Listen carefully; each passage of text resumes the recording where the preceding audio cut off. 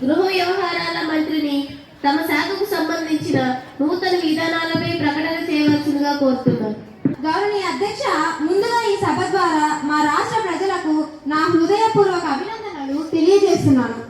మన రాష్ట్ర ప్రజల శాంతి, భద్రత, చట్ట సమాధాన పరిరక్షణ మా శాంతి భద్రతకు అత్యంత ప్రాధాన్యమైన బాధ్యత.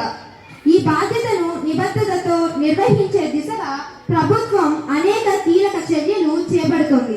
వాటిని ఈ రోజు ఈ సభ ముందుంచుతున్నాం. అధ్యక్ష, రాష్ట్ర చట్ట సమాధాన పరిరక్షణ. గత కొన్ని నెలలుగా రాష్ట్రంలో శాంతి భద్రత పరిస్థితి చాలా బలంగా ఉంది. పోలీస్ విభాగం పహారా విధులను కఠినతరం చేసింది. నేరాలపై వేగవంతమైన చర్యలు తీసుకుంటుంది.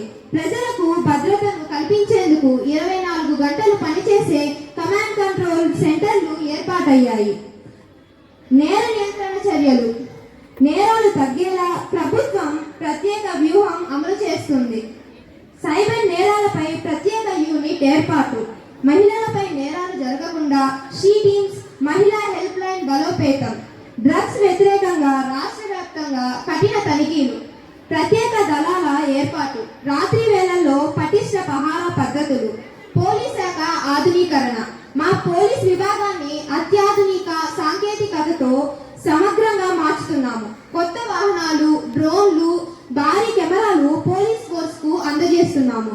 పటిష్ట communication system, digital records, police station ఆధునీకరణ కార్యక్రమాలు అమలులో ఉన్నాయి. పోలీసు ఉద్యోగాలకు శిక్షణ కార్యక్రమాలు, వెల్ఫేర్ పథకాలు, హౌసింగ్ సదుపాయాలు అందిస్తున్నాము.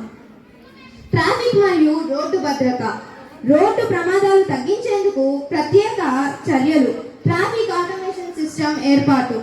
నగరాల్లో intelligent traffic management system, helmet, seat belt వినియోగంపై అవగాహన కార్యక్రమాలు. ప్రమాద ప్రాంతాల్లో సీసీ కెమెరాలు, హెచ్చరిక బోర్డులు. అత్యవసర పరిస్థితుల నిర్వహణ. వరదలు, అగ్ని ప్రమాదాలు, భూకంపాలు వంటి అనూహ్య పరిస్థితుల్లో డిజాస్టర్ రెస్పాన్స్ టీమ్స్ సిద్ధంగా ఉన్నాయి. అత్యవసర కాల్ సెంటర్లు విస్తృతం చేశాము.